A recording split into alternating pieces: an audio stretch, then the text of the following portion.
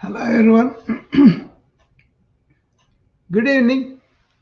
This is Dr. Rao starting my room on tips on wellness. We're giving one tip a day.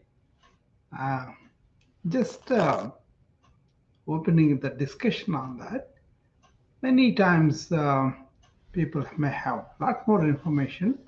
I may have a lot more information, but I don't want to go very deep on each subject. But each one has a lot of depth into it.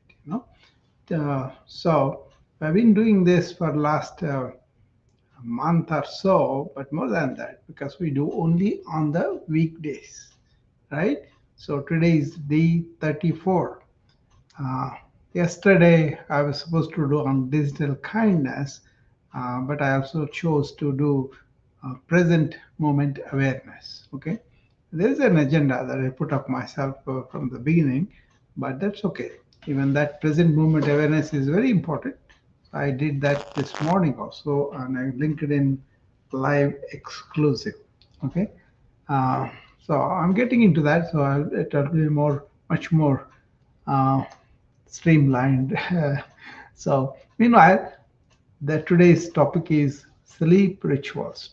This is very important because we as doctors are sleep deprived, but many other professions are sleep deprived these days because students are sleep deprived, housewives are sleep deprived, and then digital workers. Most of the entrepreneurs, there's a whole new class, those that are doing all digital work on their computers, and screen time is increased substantially, and people are uh, really not able to sleep, right?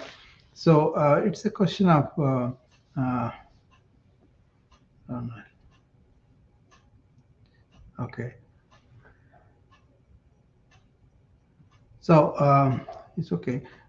So it's a question of something very fundamental. How our you know society, culture, civilization has evolved to that state that many are really deprived of this fundamental need for the body and the mind to revive, right? So go back to the roots, go back to what worked for you for your sleep. And those are the rituals that we are talking about. Be natural, be very much having a good ambience around the bedroom and doing some preliminary things before you to sleep, and also cultivate this as a very important thing, like food or air or water, like that. Sleep is so very important. As a matter of fact, it is one of the pillars of wellness I talk about. There are four pillars. One is vital nutrition, not just diet.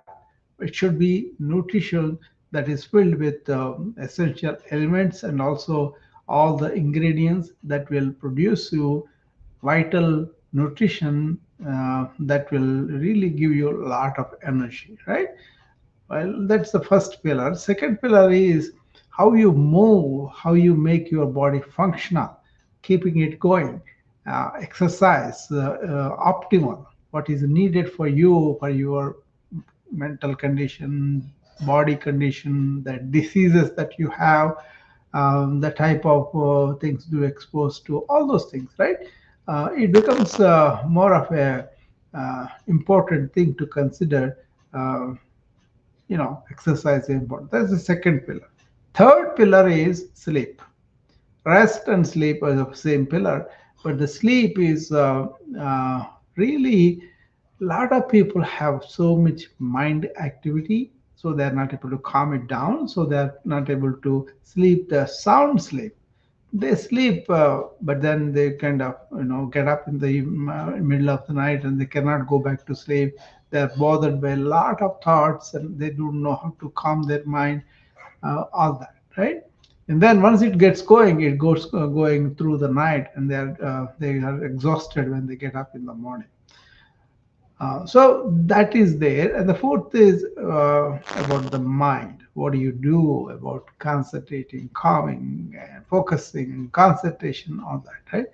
So these are the four pillars of wellness. Number three is the sleep.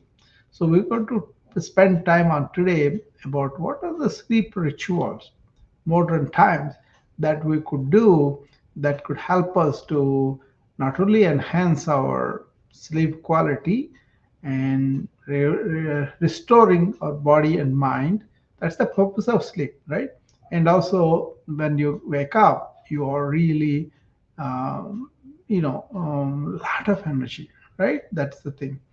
Uh, so, from being a doctor and not able to sleep at night because of the patient responsibilities, now I can go and take my patient responsibilities, but also learn to how to relax and also how to sleep qualitatively 2 to 3 hours. And the quality is so high now, I can go back to work with full energy, even if I sleep only 2 to 4 hours. It takes a lot to do that stage, but that's okay. But the important rituals that are helpful will be very, very good. See, there is a diurnal circadian rhythm in our bodies, and that restores our body and mind every 12 hours, right? All the cardiovascular function, GI functions, respiratory, all those things, they go through that. Okay, so it's like a constitution, we call it. It's like a balanced state that you have in Sanskrit. In Ayurveda, they call this prakruti. That is the natural state of our balance is there all the time. What we do is we kind of spoil that by really not paying attention to it, not even knowing that it is there, and then doing some stuff that is spoiling it. So these sleep rituals will really help you to restore that balance, which will help you in the long run. First of all, always try to sleep at the same time in the beginning at least. Okay, have a time to really unwind both your body and mind. For the body, progressive muscle relaxation, which is very favorite to a lot of people, it's called shavasana or corpse pose or dead man's pose in yoga. So it's just lying down on the floor and relaxing all the muscles progressively, right? That is also called a body scan when you sit down in the chair and do that. Okay, people also use that for anesthesia, so you can see how effective it could be. But it won't be on the first day. It has to be a practice of several weeks and months, right? So you got to be very patient with that, Then once you have prepared for that, you can prepare by reading something or listening to light music or doing the breathing exercise or meditation or by just allowing your body to be relaxed that way. And you can also use some aromatherapy. Some people really like a good smell in their bedroom that will help them to sleep better. So you can do all this prior sleep routines, pre rituals you can do, and also you can calm your thought by focusing on the breath and then by focusing on the thoughts without really indulging in them or suppressing them, just to watch them as they go by. Okay, if you can do all that, you will really go into a good sleep with a positive or empty mind, and you get up in the morning much more relaxed. Okay, and once you have these rituals for the sleep are set, you have to practice them daily so that when you enter the bedroom, the atmosphere, the ambience, the things that you do easily induce sleep for you. Okay, if you can do that, that will be very good. Okay, and then you can know the depth of if you have any problems, if you have any problems of slowing down the thoughts, you can follow the ritual of what are these thoughts, where are they coming from, can I really see whether they're negative or not, whether they are trivial or non-trivial, whether they are something important that I should write them down and keep it for tomorrow. So that kind of emptying the mind would be very, very helpful. That itself is a big, big sleep ritual. Okay, so prepare your atmosphere in the bedroom. Have some routines that will induce sleep for you, like music or meditation or book reading or journaling or whatever appeals to you, whatever really clicks with you. And then do the unwinding, both body and mind, and then go to sleep. Okay, and an empty or positive mind. If you can do this, I would not suggest you take a sleeping pill or alcohol or smoke, any of those. Okay, but you want to be more oriented to your body, to your mind, to your inner energies. You see, once you cultivate them, you can sleep very well. Okay, um, many people use some apps like Calm. If it does help you, there's no problem using that in the beginning.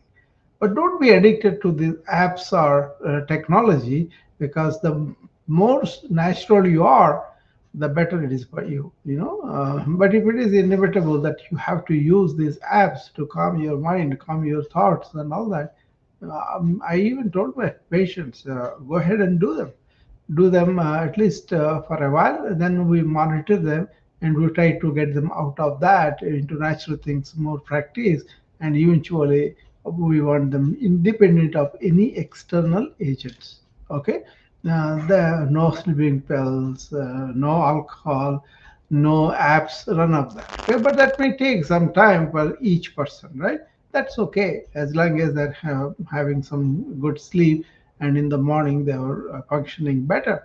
That will be good. Okay, lot of mental health problems are helped by very good sleep.